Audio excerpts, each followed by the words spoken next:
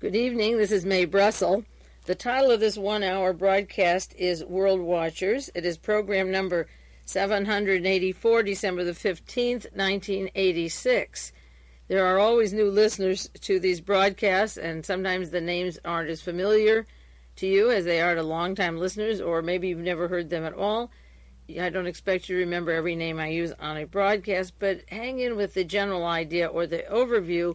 And if you want printed sheets that accompany the broadcast, you can write to me and send self-addressed stamped envelopes to Mae, M-A-E, Brussels, B-R-U-S-S-E-L-L, P.O. Box 22511, Carmel, California, 93922. I bring this up right now because we are picking up two special places as new listeners via the satellites in Alaska and in Hawaii, as well as other cities in California.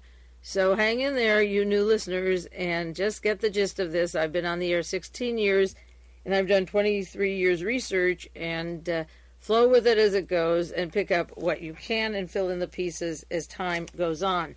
There is a very good publication, or a series of publications, put out by one gentleman in Kansas, and I've been meaning to give you the address for the whole year, and I'm not going to pass it off this year. I'm not going to let it go by without giving you the information about this particular person. And again, this goes fast. I don't expect you to write it that fast. I just gave you the address. You can write to me for more details on the material. The publisher is Laird Wilcox. He has a company called Editorial Research Service, Box 1832, Kansas City, Missouri, 64141. And he has several guides. One is a guide to the American right. It's a directory with the names, addresses of conservatives from the far, far right. It is excellent. I've had a set, and I'm going to order a new set and update the listings. There are over 1,000 or more listings in his 1984 edition that he got out. There are now 3,900 listings of names and addresses of individual groups and organizations. It costs $24.95. He also has a guide to the American left, a directory and bibliography where you can write to people, get material, keep up with what they are publishing, and find out how many people are doing investigative work. The guide to the American left is the same price, $24.95. There are names and addresses of 4,300 organizations.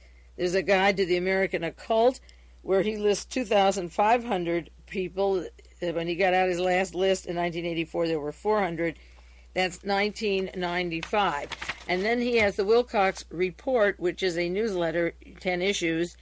And all of this is very good material. I really suggest, if you can afford it, to send for these packages or use the name above the address that I gave you and get a list from him so you can see for yourself what he's offering. The newsletter, 10 copies a year go out. That's $15. And then he has a guide to the alternative press of the right. He first published this in 1973, and there's over 1,000 listings. It's $14.95. So if you want to send letters to the editors, you want to know how many organizations are, or you see an organization named in the news, you get a good idea of where they're located and what they are doing. If you get the whole package, you save $10. It's $89.95 if you want all of those. But I can't ever put on my airtime an hour a week all the different kinds of organizations there are from the right, left, and middle, and so forth. So this is a good resource for people that are serious researchers, and I wanted to pass that along to you. I decided that is something that I'd let my family treat me to. They can each put in $20 and get me that set for the holidays, and I will be very happy with that. And it's something nice to keep for research purposes. I have the editions that came out a while back. There's an article in the San Francisco Examiner this week. Soviets cite a confession by Danilov. This was December the 6th. It was in the paper. The Soviet newspaper Izvestia said they had a contract with Danilov. He was not to talk about the KGB or distort what happened. They had a gentleman's agreement, but they said after being held 13 days in the jail in the Soviet Union and he was released, they left with the agreement of not publishing or making a lot of this experience he had, but he has broken that, and now he is writing a book. And they said, therefore, it is okay to say the truth because He called his relatives who visited him and the staff of the American embassy to accept his failure and don't rock the boat, that he was simply a spy. It was a spy case. And they published in Izvestia the account of a document he signed. He said that he's taking care that everything would be true about his testimony, he told them in the Soviet Union. He told about secret deals, mentioned names and offices of the CIA agents covered by the mask of diplomats, and checked carefully into everything which was about to be put into protocols. And afterwards, he came home to the United States and broke his promise about the silence. Therefore, they felt it was proper that they tell the American people around the world that he did sign this agreement, that he was a spy and had given information to the Soviet Union. Now, this morning's San Francisco Chronicle has a story, Moscow trip by Arm & Hammer, and this will be repeated in Life magazine. But the dates on this story are very important to fit in with the Iran story and the Contragate story, because they mesh all of these things happening at the same time.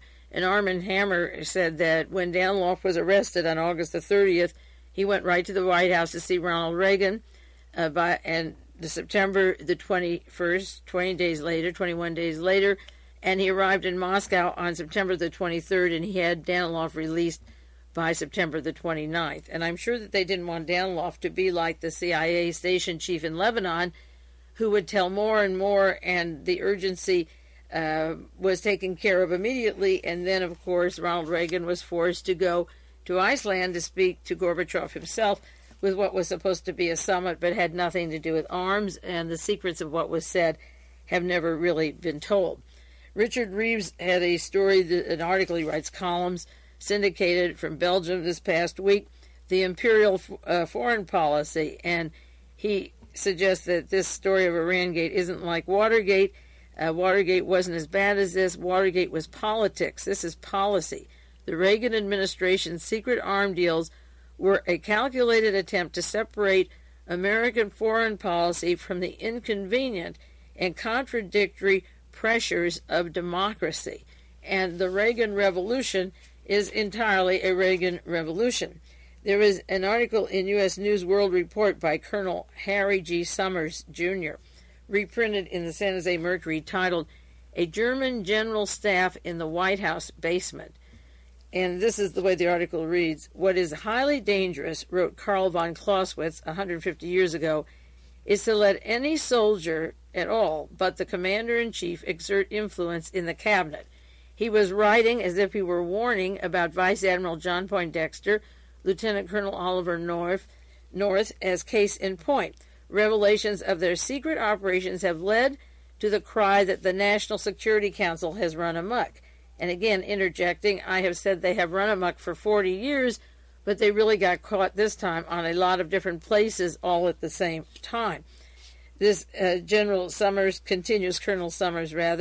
and he says what has run amok is not just the National Security Council, but a group far more dangerous to the security of the United States, the National Security Council staff, originally intended as a collection of clerks to keep track of papers and so forth. Cabinet officials, the staff, have become more powerful than the council itself. And again, to interject there from what Colonel Summers is saying, this is the super-SISMI, described in Italy as the big S, or the super-SISMI, the pocket that people like Alexander Haig and Henry Kissinger and Michael LEDEEN set up in Italy inside the Italian intelligence system, and they set up in the United States. Apart from the National Security Council, are a group of people who appear to be cabinet officials or staff that are overruled by a handful of other people working on their own. This article continues, for the past several years, a great debate has raged in Washington over the organization of Americans' military. The usual red herring of civilian control over the military was a key issue, and there was much huffing and puffing over the dangers of creating a German general staff that would usurp the control. Yet, while they were fulminating over reining in on the men on horseback inside the Pentagon, across the river, comfortably ensconced in the basement of the White House, next door to the old executive office building, a real honest-to-God German general staff was in full operation. In the German General Staff, a staff officer had the authority to dictate to and to countermand the orders of officers much senior in rank, and by all accounts, the National Security Council staffer North enjoyed a power that even the Prussian Junker of Imperial Germany would have envied. He claims to have organized the grenade invasion, planned the intercept of the Kili Laura hijackers, arranged the shipment of arms to Iran, was in charge of raising funds for the Contras in Nicaragua, and of course you've been reading and hearing about his raising money, maybe millions, to put into the 1986 election to overthrow the will or wishes of the American people by putting at their disposal propaganda on various persons targeted to be defeated in 1986, and some were, and to get the $100 million that they wanted for the Contras. The LA Times said, derisively labeled Field Marshal North in the Pentagon, his authority evidently exceeded not only the Joint Chief of Staff in the Pentagon, but that of all the U.S. generals and admirals put together. And I'll cite in a few minutes an article in just the Wall Street Journal this morning saying that Colonel North gave orders to William Casey, the CIA director, and Casey goes back to the OSS days, who was entrenched in there with James Angleton and Wild Bill Donovan and Alan Dulles, Casey, the Knight of Malta, the OSS and CIA boss all these years, and he takes orders from Colonel North. We'll get to that article in a moment. This article continues, even in Germany, where such coups never happen, and in Washington, the chance of Poindexter and North leading a military coup seems remote, but he doesn't understand that the coup is over. They're simply doing what was started after the murder of John Kennedy when Eisenhower was in power with Richard Nixon, and as soon as Nixon was in, then Henry Kissinger reformed the whole national security. That's when the coup took place. He says, it says many people could envy what was the ability of these people to do the things they did. Many officers saw the covert operations, however, as a violation of fundamental military values. A cardinal and unforgivable sin in a serving military officer is lack of loyalty to the men and women who count on the officers to speak out for their interest and to protect their well-being. Being ordered to execute a policy that might jeopardize the lives of those entrusted to your care is one thing. Sponsoring and promoting such policies is quite another. How could any naval officer, one of those whose sailors was brutally beaten to death by Iranian-sponsored terrorists during the TWA hijacking, who they were dealing with, how could they sponsor a policy of providing arms to the very people who engineered the murder? How could a Marine officer promote a policy of giving arms to those behind the murder of hundreds of his comrades in arms in the bombing of the Marine barracks at Beirut? How could they provide the arms that might be used to kill members of the U.S. Central Command, whose mission it is to intervene in the Iranians if the Iranians threaten to overrun the Persian Gulf? Like the Chinese eunuchs who were strangled by their silken girdles when their power got out of hand, Poindexter and North have now been returned to the tender mercies of the Pentagon. But Poindexter and North were not rogue elements, and their removal does not eliminate the root cause of the problem. The real problem, even in wartime, the problems are always political, and military officials have an educated incapacity for politics. Military officers, quite properly, are action-oriented and have little patience for diplomatic maneuvering, political horse trading, or compromise. So did most of the national security staffers, civilian as well as military, over the last 4 administrations.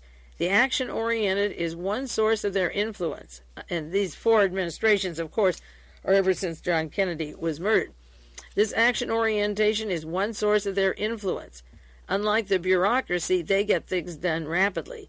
More important, unlike the bureaucracy, they have the president's ear. That's the reason a German general staff grew up in the basement of the White House. That's the reason the clerks will continue to run the show unless fundamental changes are made. One fundamental change should be to give the National Security Council itself, rather than its staff, direct and immediate access to the president. At one time, the State Department, the War Department, the Navy Department were located next to the president in the White House building, right next to the Oval Office. That's where they ought to be again. Disband the National Security Council staff, now occupying those quarters. Replace it with the principals of NSC, the vice president, who has an office there, the Secretary of State, Defense, the director of the CIA, and chairman of the Joint Chief of Staff. And the article concludes by saying it's a shame that Ronald Reagan didn't listen to Admiral Vesey when he stepped out as head of the Joint Chiefs of Staff.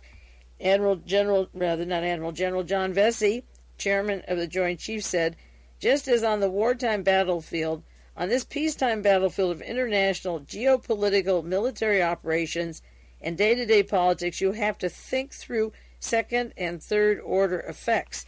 And these people were just going out on their own. Now, to cite again, there's so much news on this story that I'm just leaving out, hundreds of different topics and articles centering on the coup that took place after World War II when Reinhard Gehlen came to this country and Fritz Kramer and their ilk to remodel our Constitution and effectively killing heads of states all over the world.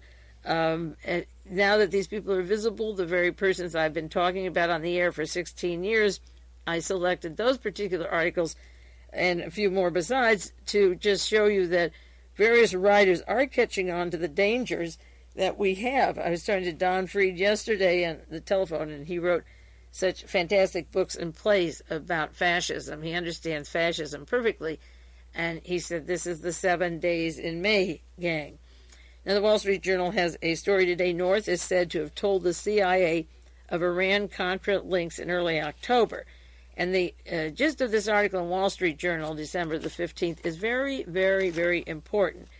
It tells about Deputy Director of CIA Robert Gates meeting with William Casey and Lieutenant Colonel North October the 7th or 8th.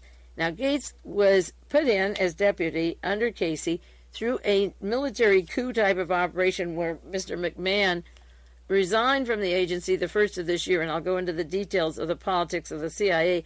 There was a change in staff at the National Security Council and in the agencies to allow these people to get one more notch into the power structure beginning in January of 1985. As soon as Reagan was reelected, there were power shifts, and Gates took over, Robert Gates, from Mr. McMahon. And they met for lunch, Gates and Casey, at the CIA building with North. And they were talking about the diversion of Swiss money, and Casey was under pressure because one day before October, their meeting, October the 7th, one day before, on October the 6th, Roy Furmark, and you've seen his name in the news, F-U-R-M-A-R-K, Furmark, he's a client of William Casey's. Casey's his attorney. He called up and warned Casey that if he didn't get his money back, he had invested money to buy weapons that would be sent to Iran. And, of course, Ronald Reagan wanted the hostages home so he'd have photo opportunity and his members of the Congress would be elected. He lost a majority in the Senate and House. But it was very important for him to get these hostages home. But Furmark called Casey and said, look, I'm having trouble. I loaned you money, and the investors want it. Private investors have put money, and you were going to pay us back. And if you don't pay me back, this is the gentleman in Canada, and he testified for 4 hours this past week, we're going to sue. He threatened to expose the sale of the weapons to Iran and sue, and he had been a long, long friend of William Casey's and worked with people in the intelligence community, worked with General Secord and Mr. Hakim, whose offices were burglarized today in California, and by the time you get this broadcast, you'll be reading in the papers and hear it on the news, his computer disks were taken and so forth. But he had threatened to blow the case open. So the next day, Casey goes to his office at the CIA and calls North from the National Security Council and said what was going on. And North claims that in October, he told them what was going on because otherwise they would be blackmailed by way of the news. The diversion of money for the arms to Iran is bad enough, but just the story of the arms going to Iran when Reagan is running this anti-terrorist campaign would be horrendous. So Casey meets him, and according to the Wall Street Journal, his memory wasn't too sharp. He's our CIA director, but he doesn't quite remember what happened. And so that October the 6th, all of this was happening, whirling around Casey and the Iranian money, and what happened was instead of giving it back to the people who loaned them money to buy these weapons, I imagine there was a time period they'd loan it back. They were putting money into defeating candidates that October and November that were running for Congress, and they also diverted it to the Contras to keep them going, although they claim they didn't see it or get it. But the money was diverted and didn't go back to Roy Furmark. So Casey was sitting with something boiling there, that it was diverted, and he had to talk with North, and that's when he knew. Casey says he didn't know till much later, but this opinion of his is refuted in the Wall Street Journal.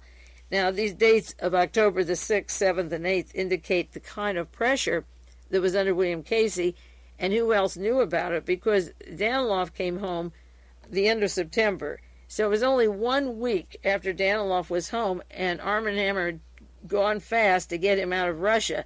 And I know that Danilov has a much larger meaning to this whole script and story. That whole Danilov the spy hasn't even been tapped. I've talked about on this program quite a few times, but outside of that, there's hardly a venture into the waters of the Danilov story. But swirling around William Casey's story and the threat to come up with millions and pay back the loan, or the threat to link the arms to Iran, or the diversion of the arms, was on Casey's mind.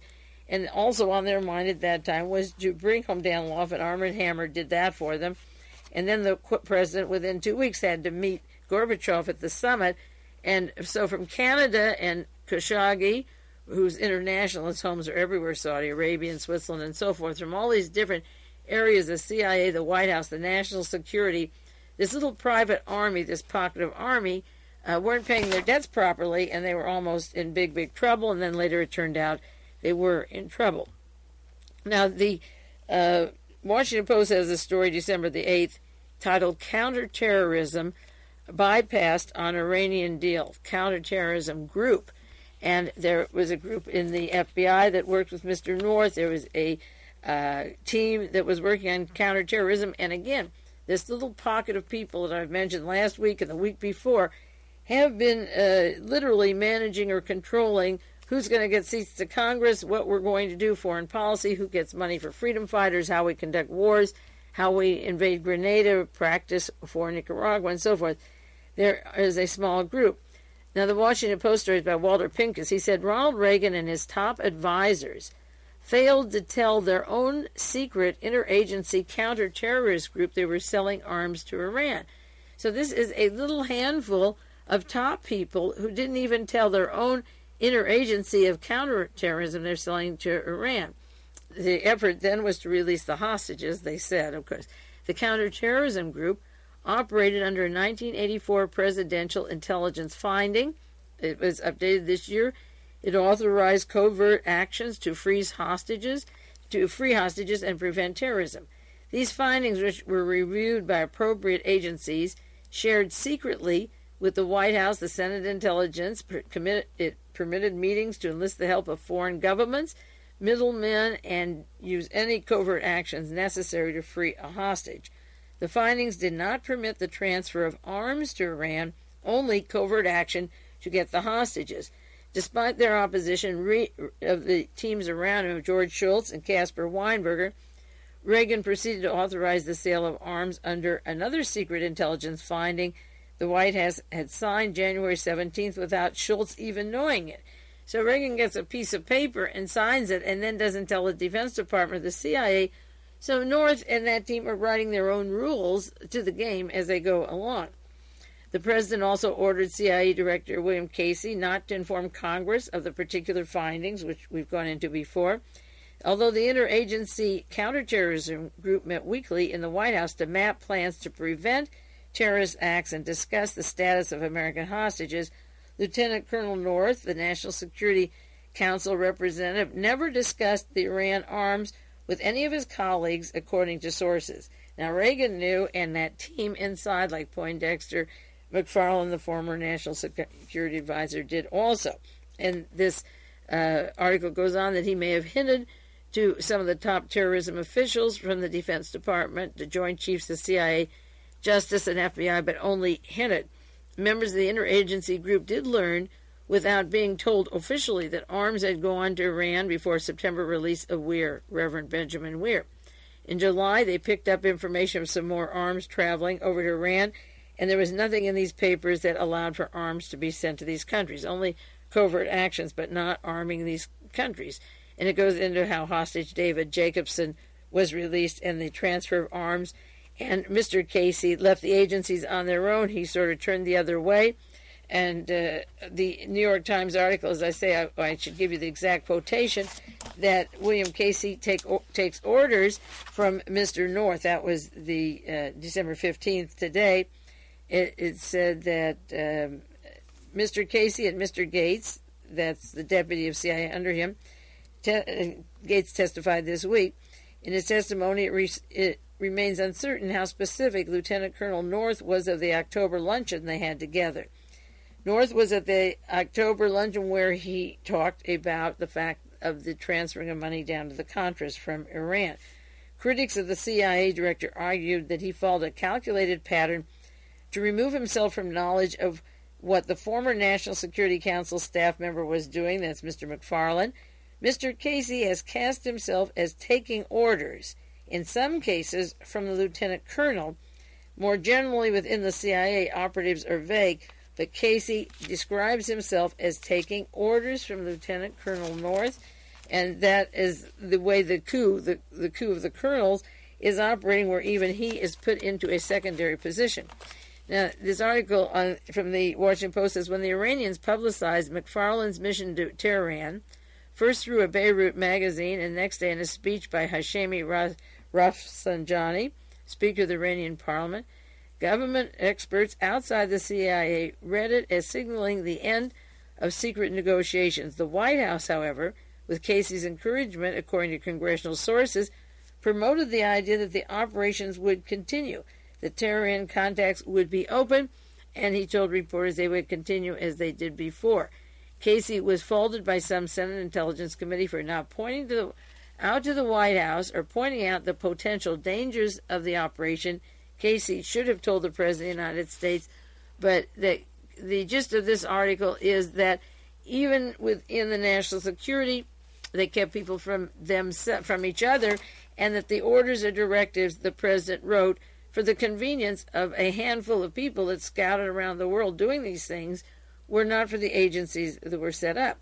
Now, there was another story that came out in Newsweek just this week, others on team for covert acts at White House. The gist of it is, Newsweek magazine reported in today's issue, it learned of the existence of a small group of active military officers operating under the aegis of National Security Council on matters too sensitive even for the Central Intelligence Agency. The people in this group included Oliver North and at least three other national security staff. And this is the staff that the Colonel wrote about with the German general staff. These are the people making the decisions in this country. One is CIA veteran Vincent Cannistrano. The other is Navy Captain James Stark. And until his death from cancer last summer, Deputy National Security Director Donald Fortier. Now, when Fortier died, I believe that he had a quick Jack Ruby cancer. He had a 3-month cancer. And at the time of his death, there was a big turmoil in conflicts of taking over the National Security Council and the Central Intelligence Agency in the past year. And one upsmanship for people that were the hardest liners to the Soviet Union and those that appeared moderate had to get out. And when Fortier had his 3-month cancer, he got cancer diagnosed one day, and in came in his position as Deputy Director of the National Security, Mr. Keel, who was the person involved with the Challenger working with William Rogers. Rogers, a law partner of William Casey of the CIA. And Mr. Keel became the director of the National Security Council until Mr. Carlucci was named just last week, and I want to do a lot of broadcasts on Carlucci pretty soon. So I thought that there was a very early death of Mr. Fortier, very quick and very young, and those of you that have listened to World Watchers know that I mentioned that on the air and was suspicious. And Newsweek claims that the Iran-Nicaragua affair resulted from the fusion of North's two main areas of responsibility as a national security staffer and counterterrorism and Central America. And one of the top officials of the FBI has to withdraw himself from investigating Colonel North because he works with North on the anti-terrorism part of the Justice Department while he is arming Gaddafi and Iran and Iraq at the same time. If you read about Iraq today and the scandal of us arming that country, we will send guns anywhere that they're ordered or paid for or not paid for, and we call that geopolitical necessity. So again, North has this very tiny group, and this article in Newsweek refers to the National Security Council Order NSDD-138, National Security, and I suppose then it's Department of Defense, that approved covert action to deter, preempt, or retaliate against terrorists. Preempt is the Libya bombing that North took credit for. They wrote that so that they could bomb him and not have responsibility. If you think he's dangerous, hit him first, and at the same time they said we may be invading Iran. That would be preemptive, and we'd have the orders there. And then the other directive that suits their purposes, I've had on Kazoo several times and shared with you. That's the CIA Executive Order 12333. Was confirmed by the CIA for covert operations except on special instruction from the president. So the loophole here has to come from the president, and of course this is why the president isn't talking in this case so far, because he's involved in all these directives like EO 1233, which is the creation of a parallel structure. So just like a cancer grows and the cells multiply, Ronald Reagan is multiplying these people inside the national security who are running our country. We'll take a 1-minute break and continue on this subject and more of the horrendous. This is Mae Brussell, the second half of broadcast number 784, and some more interesting news along with the fascist connections. The coup and the fascist connections are the things that really are fascinating about this case. There's a story in the news this week. Bush aide, this is his top aide in the National Security Council, Donald P. Gregg, G-R-E-G-G, Bush aide to give accounting of meetings over Contra aid. And many of you read, almost from the time Mr. Hassenfuss went down in Nicaragua, that Bush's aide, the assistant to the vice president on the national security, was in contact with a former CIA associate, Felix Rodriguez, with whom he gave introductions where he would get a job as an advisor to the Air Force of El Salvador on anti-guerrilla tactics. Now, Mr. Rodriguez is not described in the AP Wire Service as using the name Mr. Gomez, but Gomez, again, is the man who wears the watch band, who, along with Special Forces and the Bolivian police and the CIA, and again, our national security clique, killed Che Guevara in Bolivia. And they worked closely with Nazi war criminal Klaus Barbie and the Bolivian police, and I do want to get on the air as soon as possible, the story of the murder of Che Guevara and the people behind the murder. And this Mr. Rodriguez Gomez that Bush was referring to or speaking to, a former CIA man who's running the activities down there with the likes of Hassenfuss and Mr. Sawyer and Cooper, those two deceased gentlemen that were on the airplane over Nicaragua. This story gets closer and closer through Donald Reagan, George Bush, and the powers that be in Washington right now to Nazi war criminal Klaus Barbie, the Bolivian police, the cocaine drug connections, and they don't bother to explain the role of somebody like Rodriguez working with Klaus Barbie, and it gets into the heroin connections, the international fascista. So his aide from the National Security, Donald P. Gregg, who used to be in the CIA, is testifying currently about his relationship with Rodriguez, but the story of Rodriguez is very, very silent.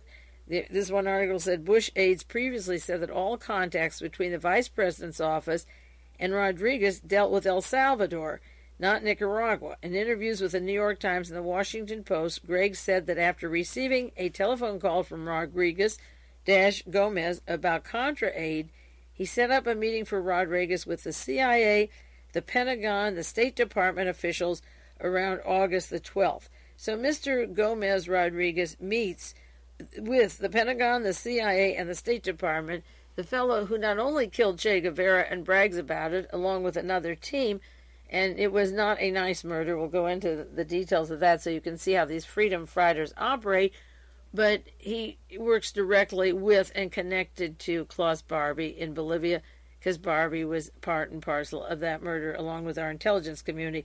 So those are the freedom fighters that are going into the State Department, the CIA, and the Pentagon, and pretty soon they'll be in the United States, and the chickens will come home to roost if we don't smoke these people out, and that's very difficult, of course. There's a brief story in the paper today. North advised Contra fundraiser. Contra is what he advised, what we'll call it the Contras. Carl Russell, Spitz, Chanell, and you've read the articles, who has a multi-million-dollar advertising or public relations office that swung the votes in the Congress to get $100 million for the Contras. Now, NBC National News, that's the large wire services at 5:30 our Pacific time, last Friday on December the 10th, it was talking about the subject of missing Iranian funds.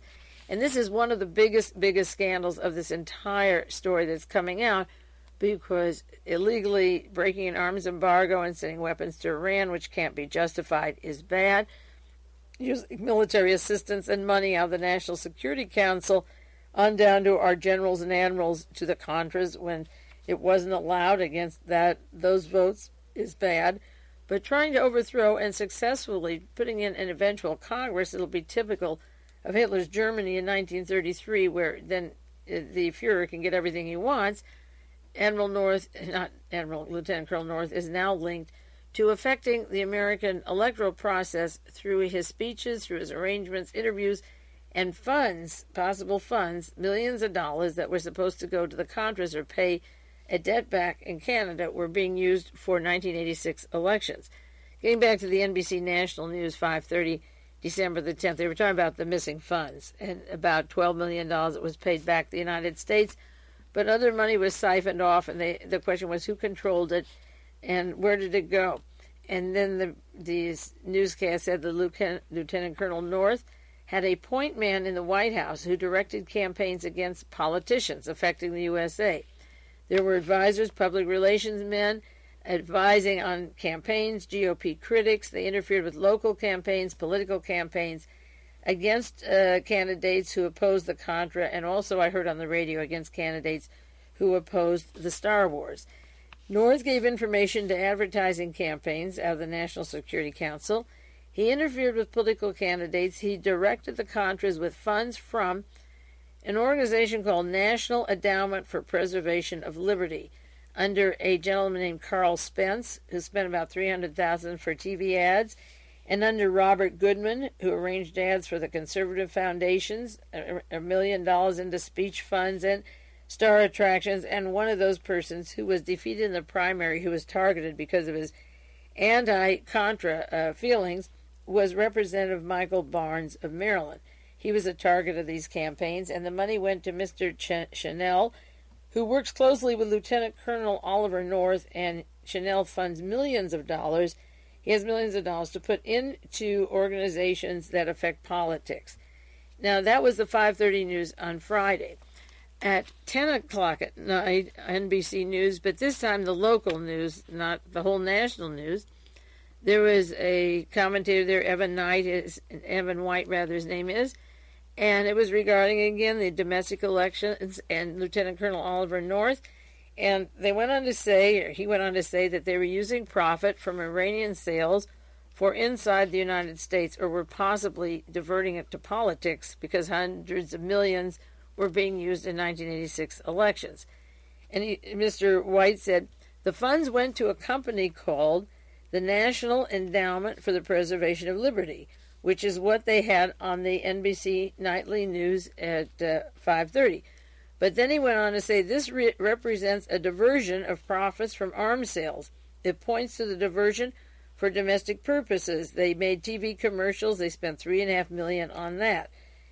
The movies were produced by National Endowment for Preservation of Liberty, whose offices are shared in the same building with Western Goals in Virginia. And at that point, I could understand the whole view of Colonel Oliver North and John SINGLAUB, because I've done many programs on the connections of SINGLAUB to hit all these bases, like the Knights of Malta and Western Goals. But Western Goals is a whole new ballgame, and I understand, I heard today, and I have to get the name, that Lieutenant Colonel Oliver North's father-in-law is on the board of directors for Western Goals. Now, and again, at the noon news today, I heard, this is December 15th, I heard about a denial on the part of the people from the National Endowment for Preservation of Liberty. I called information in Maryland to get the address of that organization. That has to just be a pure CIA front. It has no address, but NBC said it was the same as Western Goals. Now, last week I did broadcasts on the links of Korean airline carrying arms to Iran, checking them out of used aircraft, the story of that. And I've done a lot of work on Western Goals. I started in January of 1983 with a large lawsuit in Los Angeles of about 48 plaintiffs against the Los Angeles Police Department for having computers to keep information about law-abiding citizens in those computers, and most of it was collected during the time period when Ronald Reagan was governor and Edwin Meese was his legal assistant. So I believe that the team of Edward Teller on Western Goals and there's Mr. Wigner of the Atomic Energy, who built the atomic bombs with Einstein. He was one of the inventors of the atomic bombs in the United States. Roger Millikan, who's a partner of J. Peter Grace, and Grace is very close to the Chief of Staff, Donald Reagan. I talked about that a few weeks ago. General George Patton III, the son of the general, who wanted to continue through Germany right into the Soviet Union. Dr. Hans Senholz is on the board. He's a pilot for Adolf Hitler in the Luftwaffe. And Dan Smoot, the FBI agent in Dallas, far, far right. Mrs. Helen Marie Taylor, who Ronald Reagan nominated for a position a few weeks ago and was turned down. Dr. Edward Teller of Star Wars. And this cast of characters of SINGLAUB with the Contras and Teller of Star Wars, and then these organizations sharing the same building, is it makes sense because they want to get candidates who would support Star Wars and who would fund the Contras, and so it was very important to fund through these organizations, and as I say, they share the same offices. Now that kind of reminds me of the time when the storybook of Banco Ambrosiano and the office of Stiebaum was in the same building as Banco Ambrosiano in Italy. And the connection between mutual offices, I thought Lee Harvey Oswald in New Orleans and on Camp Street, and his relationship to Guy Bannister of the FBI and CIA, 554 Camp Street, where the Fair Play for Cuba was, that Lee Harvey Oswald was the only member in all of New Orleans handing out handbills, backed up to 531 Lafayette Street, where Guy Bannister worked for the FBI, the CIA, the Cuban Democratic Revolutionary Front, and he ran the Caribbean Anti-Communist League. Now, there isn't much difference between those people that I've talked about for many years on different broadcasts and what is happening now, because John SINGLAUB and Richard Secord and Edwin Wilson and Mr. Hakim and the whole crew of them that are involved in this Contragate story were involved in the Bay of Pigs operation, periphery and part of the Kennedy assassination, then on to Vietnam. So this team that started when Eisenhower was president, Richard Nixon as vice president, hasn't really changed. As a matter of fact, President Eisenhower, through a directive of the National Security Council, said that the military could be handing out anti-communist literature as part of the Cold War, and that was General Walker's defense when he was brought home from Germany, that he said he wasn't doing the wrong thing because the National Security Council told him to go for it over there. So the National Security has been giving directives for a long time, and the team that are here now are professionals. They may get a few young ones that you don't know, like North as a front, but who has the power to be above William Casey in the CIA. So, and I think of, again, the offices of Western Goals, if this is true, in the same place as the National Endowment for Preservation of Liberty. If Lieutenant Colonel North's father-in-law is on the board of Western Goals, as I say, I just heard that today. I have to check that out. I don't put many rumors on, but it came from somebody who has a lot of information and good sources and a well-known writer. So I'm just mentioning it to you now. So the sharing of those offices in Virginia is identical to Stiebaum, and Stiebaum and Banco Ambrosiano aren't separate from are Donald Reagan, the chief of staff in the White House, and William Casey, who tap right into that till. So what they're doing now is what they've been doing for a long time. The only difference is that they're more visible. The San Jose Mercury had a story this past week on North linked to the Contra Media Blitz, and it tells about this Carl Chanell, Chnennell, who had a multi-million-dollar campaign in 1986 to affect the elections of specific people and target them. That's when Mullen Associates was in Washington, D.C. with E. Howard Hunt and Frank Sturgis, again, all of them from the Bay of Pigs, and working with Theodore Shackley and Thomas Clines.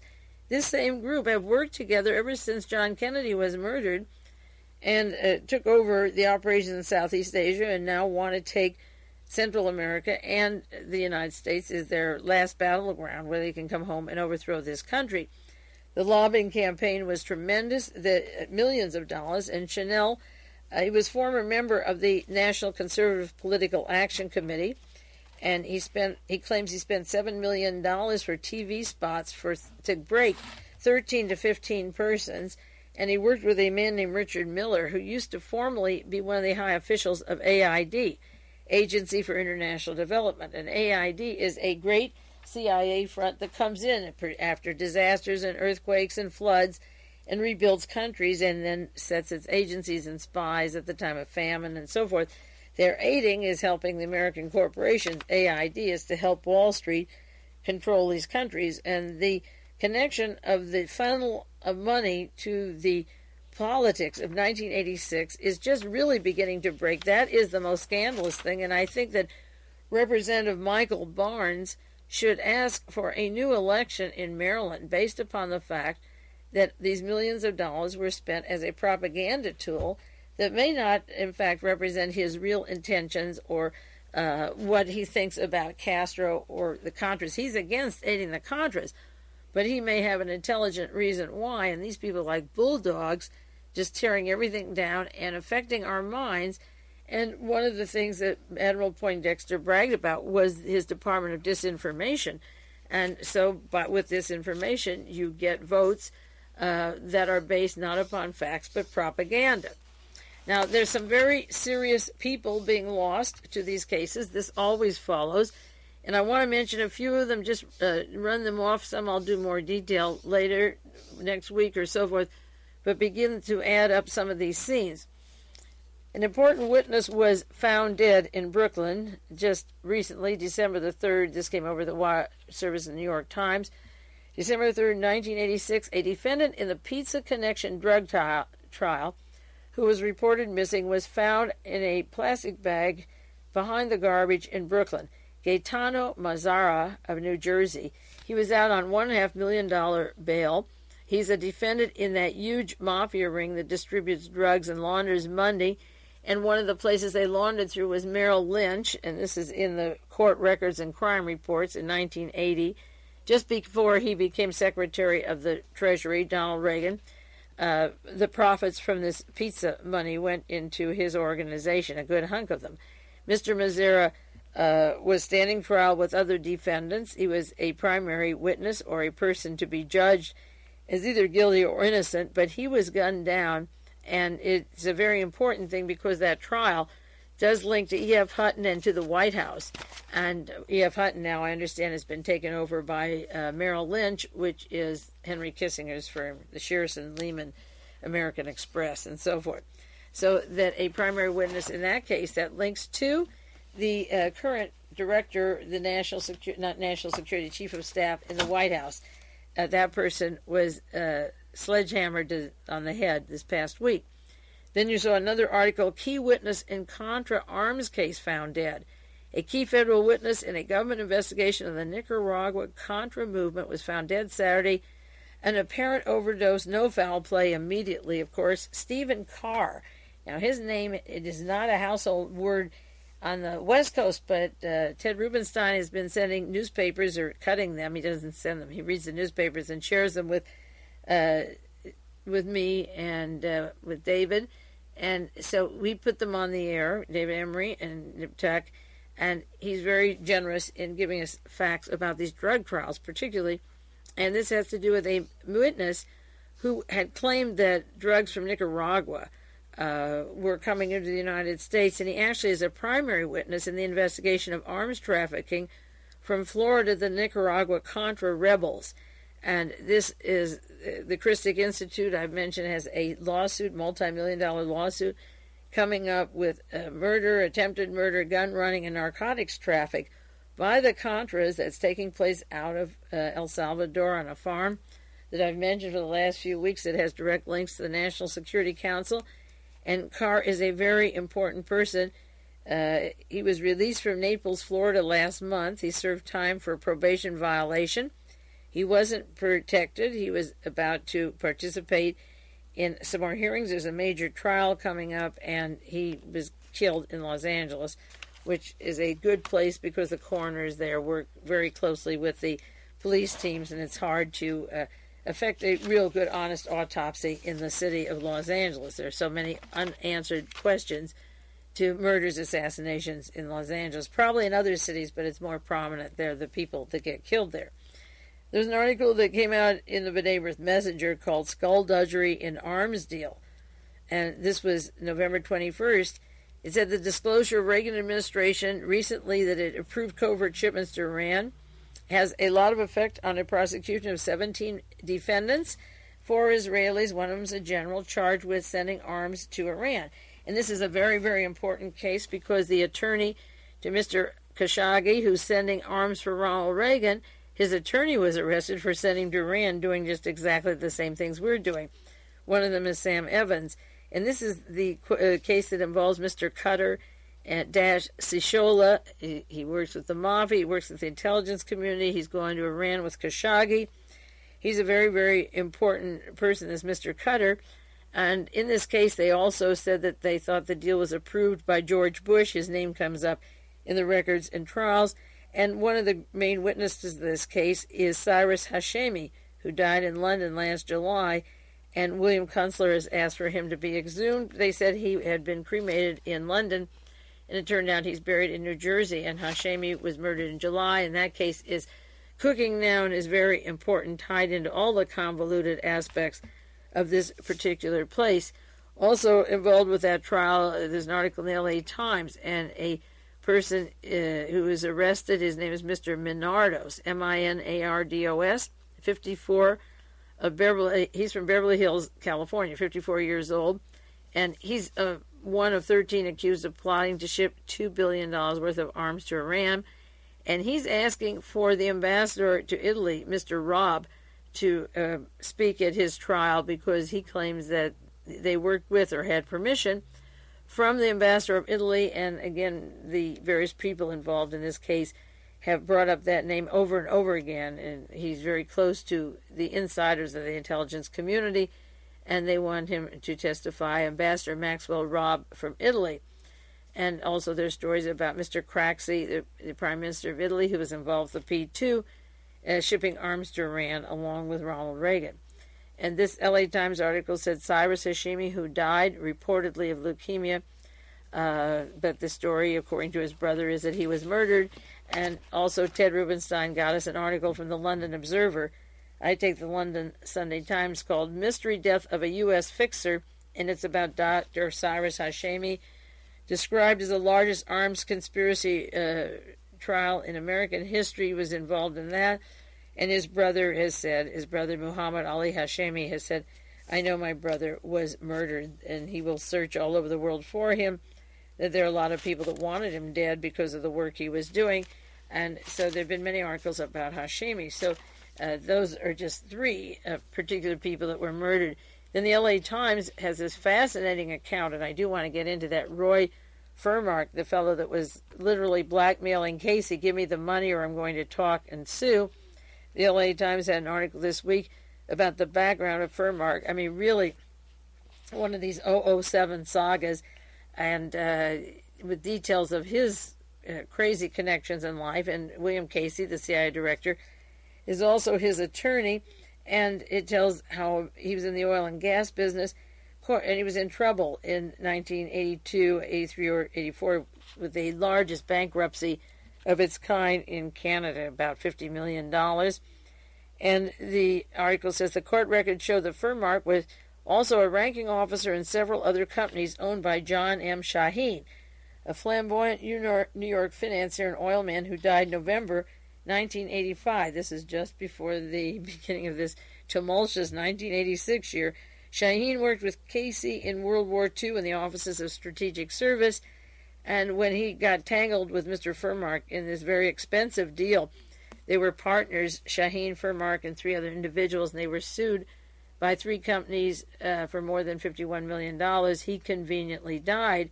So I guess it would be interesting to get the obituaries or the cause of death or age of a man tied into the Iranian arms deals and Mr. Furmark, who's going to blackmail the President of the United States and the CIA director. Then this article continues that they also worked, Mr. Furmark and the late Mr. Shaheen of the OSS and CIA, also worked in 1985 in an Iran venture that held a minority interest in Bayway, a Panamanian corporation formed in 1985 by Khashoggi and the late Cyrus Hashemi. Hashemi, an Iranian arms dealer who died last summer, had been a federal informant in a major U.S. Customs Service undercover sting, but Hashemi worked with Khashoggi's attorney Samuel Evans, who had been arrested with Hashemi, and the point is that this Mr. Shaheen is a partner, a business partner of the late Shaheen, is a partner of Furmark. William Casey of the CIA was the attorney for Furmark and this gang. Shaheen was in the OSS with Casey. So the conduit of money and the money tree and the spies and the Panamanian banks and Swiss banks goes way back, a long, long way, and primary witnesses such as Shaheen and Hashemi can conveniently be offed among a lot of the others. Now, another story, this was August the 7th of this year. National Security Council shifts foretell a row over new view of Soviets. This is from the Washington Times. Jeremiah O'Leary, the CIA specialist from the Washington Times, and he's telling about conflicts in the National Security Council and how they're having a fight because the moderates towards the Soviet Union are going to be moved out. And it tells about Special Assistant to the President Jack Matlock, M-A-T-L-O-C-K, the Senior Director for Soviet and Eastern European Affairs on the NSC, is going to be replaced next month by Edward Degerian, White House spokesman.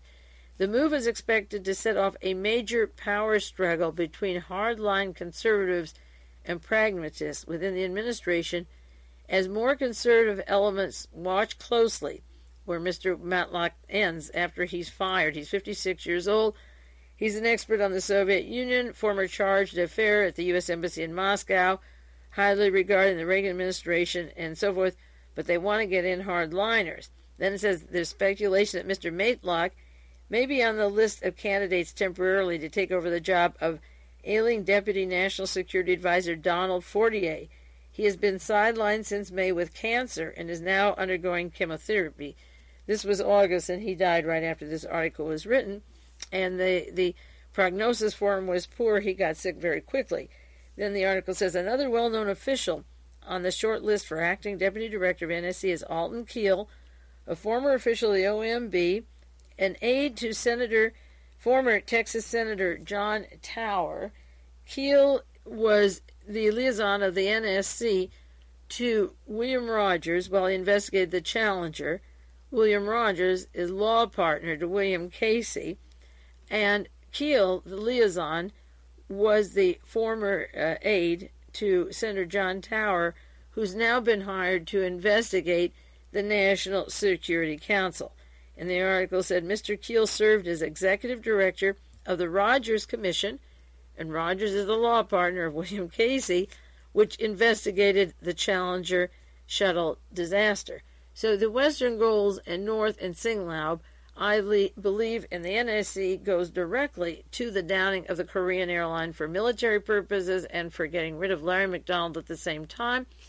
And the White House NSC with William Rogers and Mr. Keel and Mr. Fortier's quick demise of 3 months and the removing of Mr. Matlock. And I have about 10 other articles of shiftings of jobs in the NSC, but I think you get the idea that something was happening there.